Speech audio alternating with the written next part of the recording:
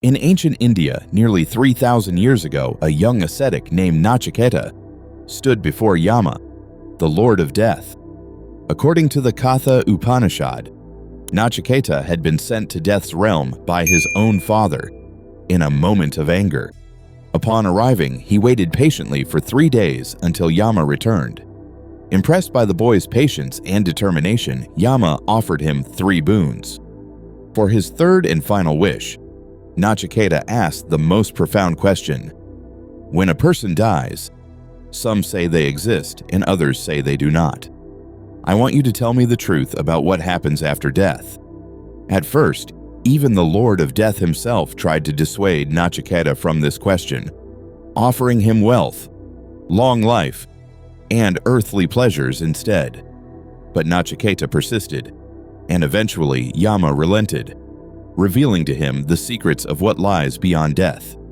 This ancient tale captures humanity's eternal question, one that has echoed through countless civilizations across time. What happens when we die?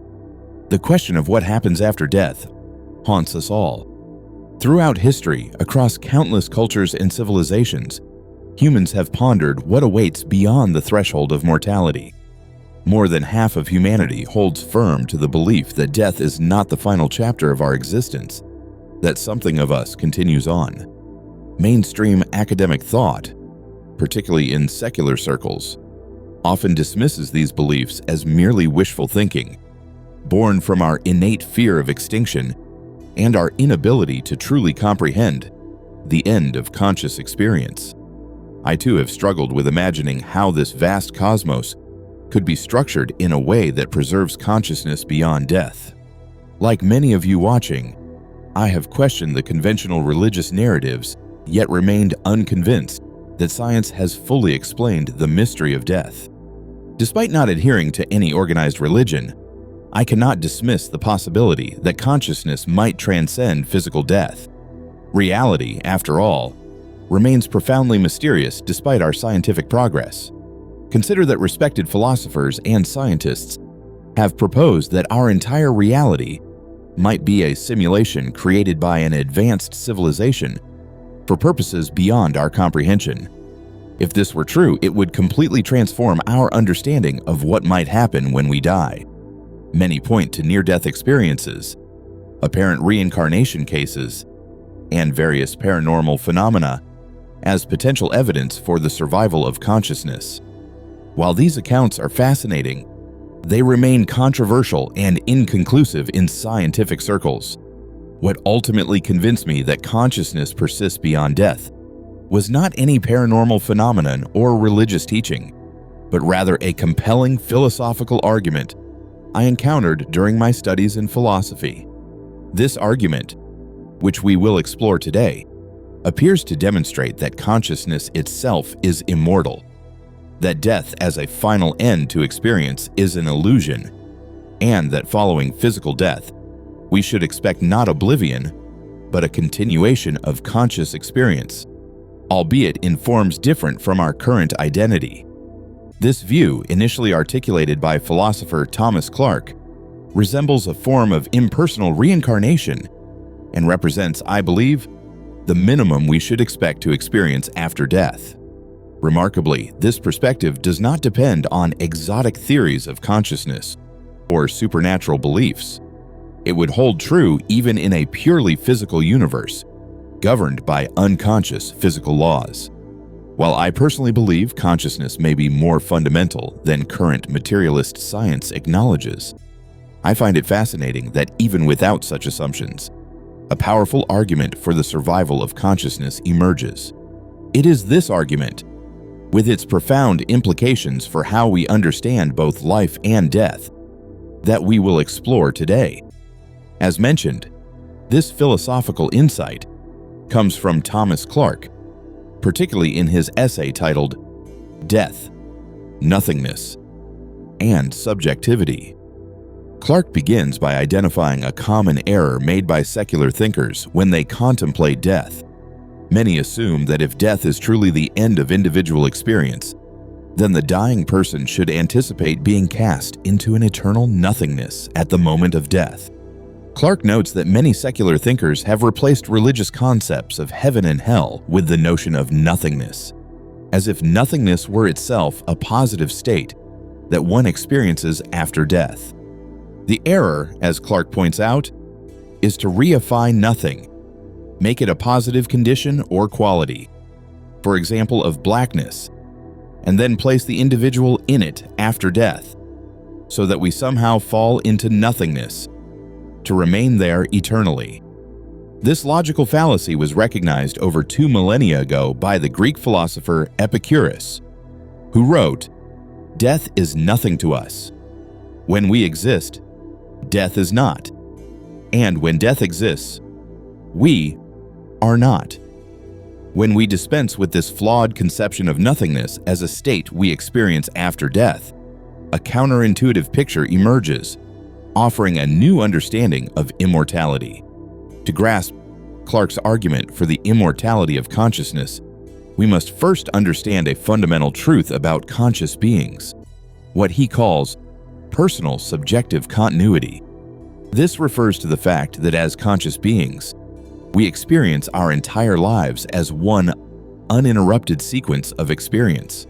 While we regularly experience periods of unconsciousness, such as during dreamless sleep or under general anesthesia, these unconscious moments simply do not exist for us subjectively.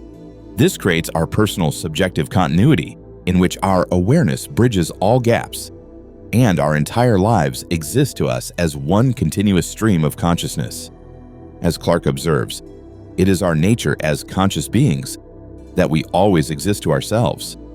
Our experience is bounded by birth and death. Yet just as we have no memory of the billions of years before our birth, we should not expect to experience an eternal void after death.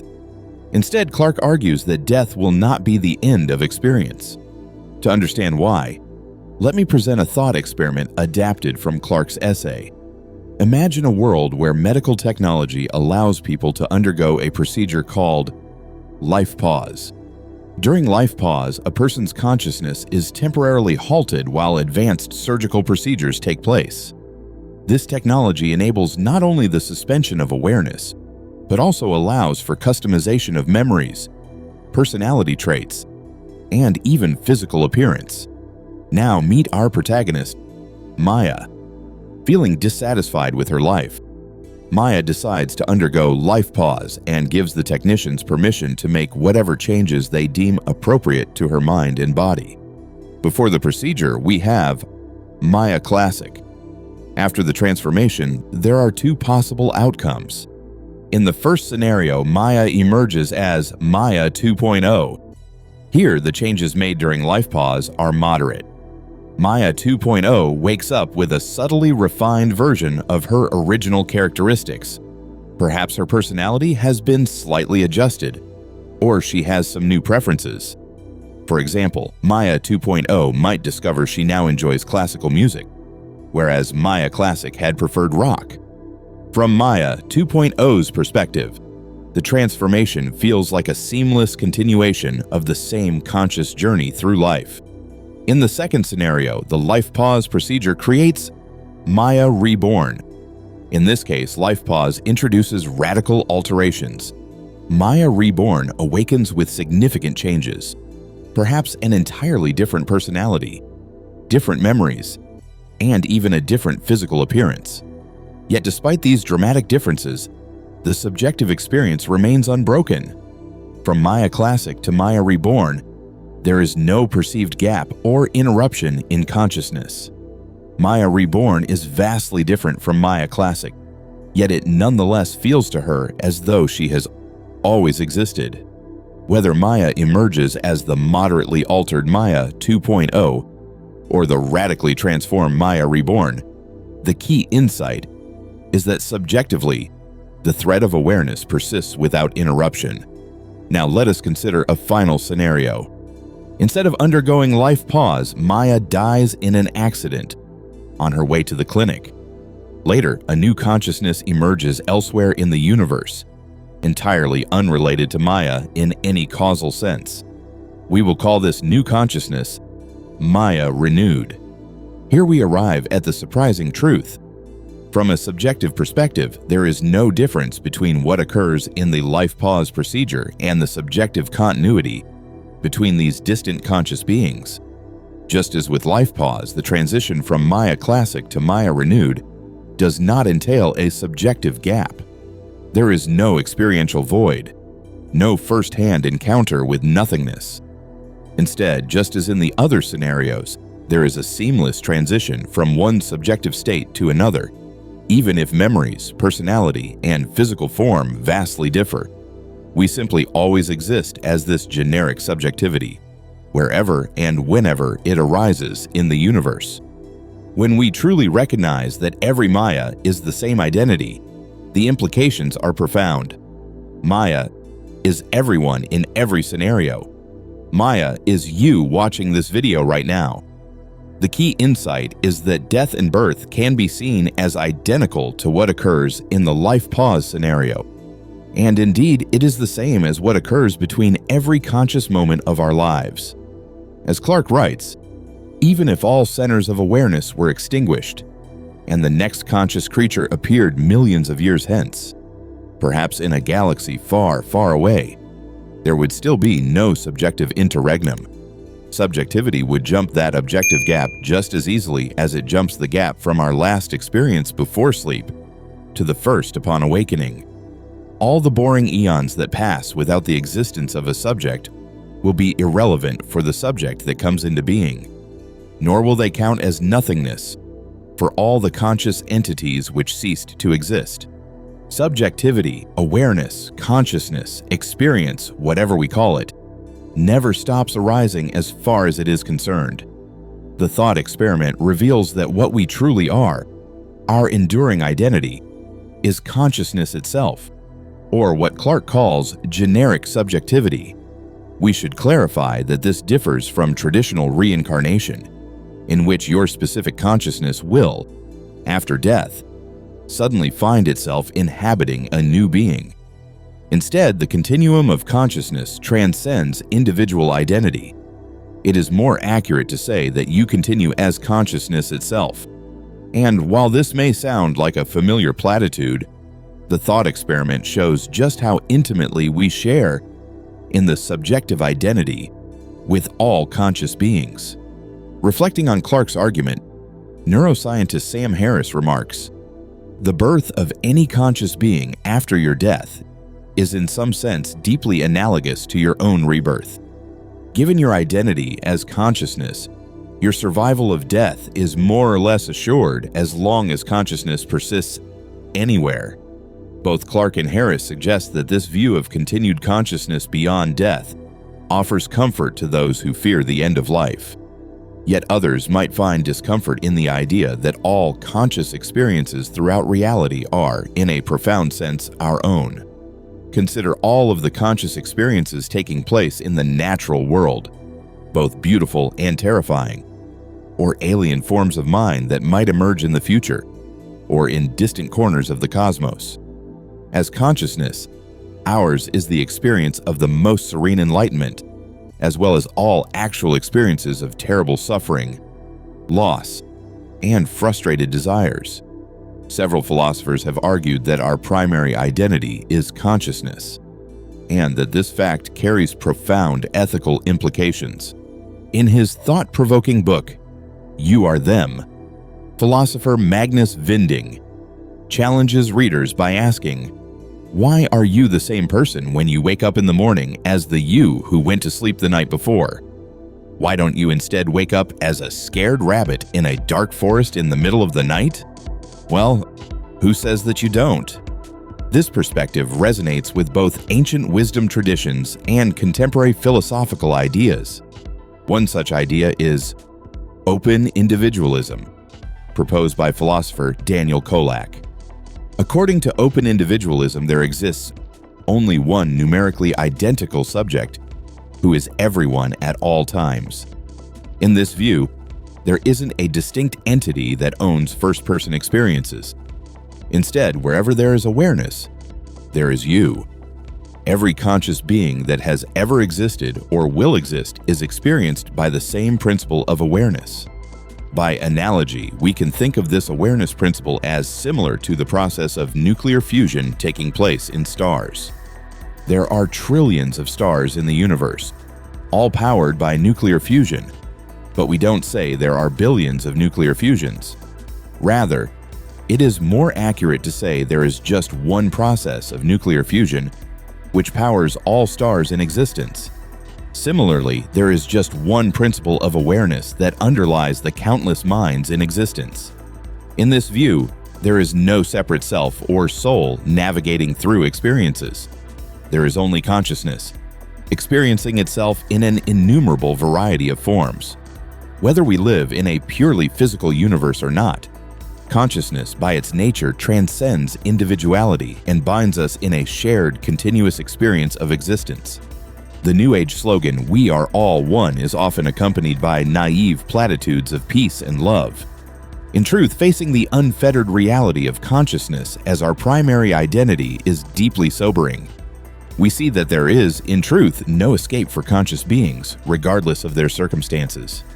We are, for all time and to the last conscious being, in this together. In this sense, the recognition that our ultimate identity is consciousness is more than just comfort in the face of death.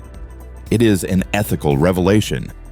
There is ultimately nothing for us to do other than to try to improve the available experiences of all conscious beings within the reach of our influence. I and others have argued that this will require the systematic reduction, wherever possible, of all avoidable states of suffering.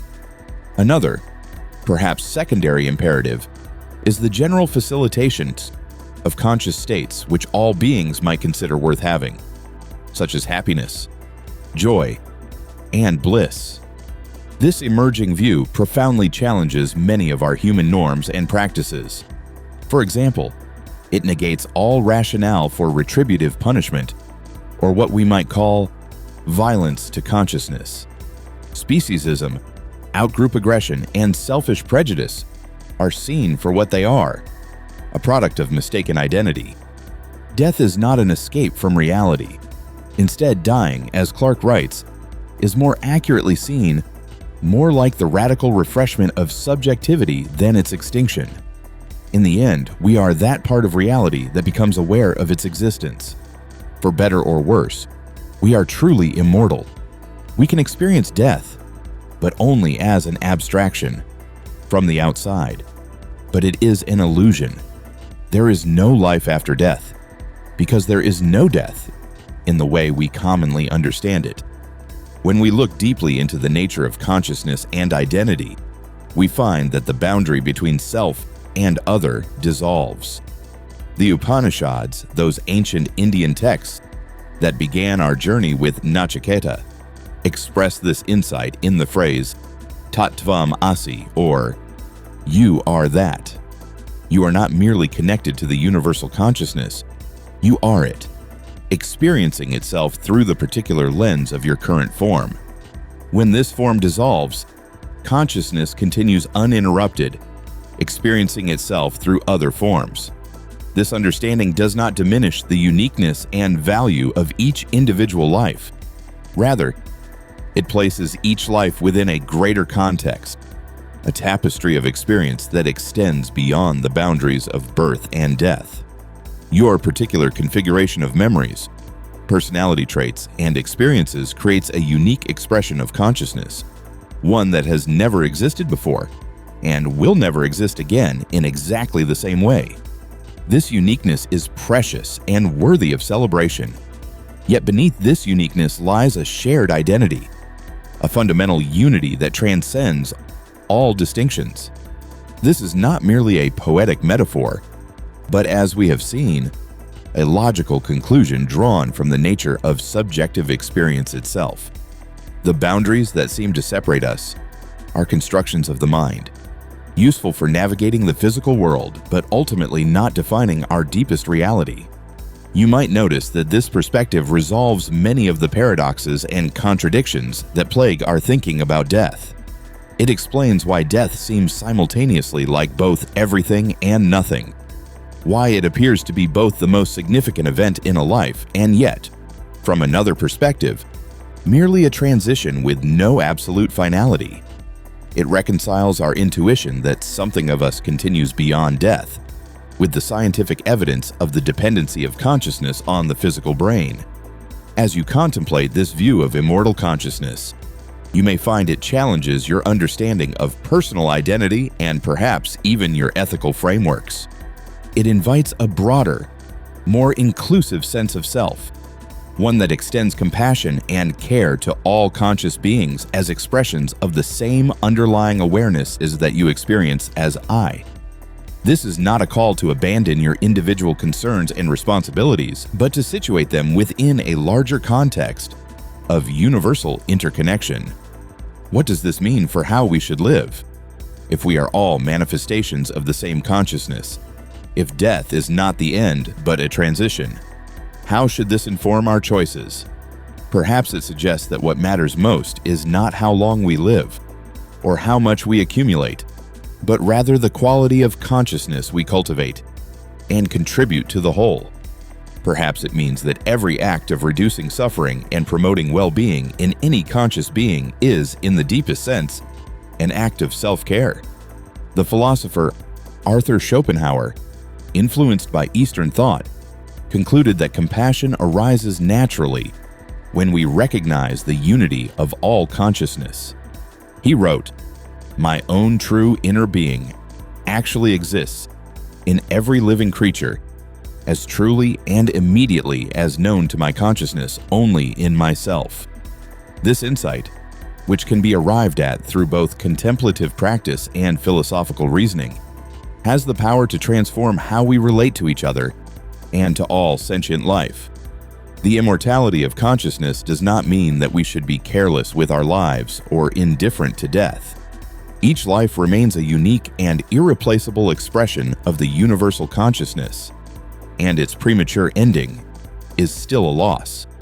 Rather, this perspective invites us to live fully and authentically, knowing that our deepest nature transcends the boundaries of individual existence.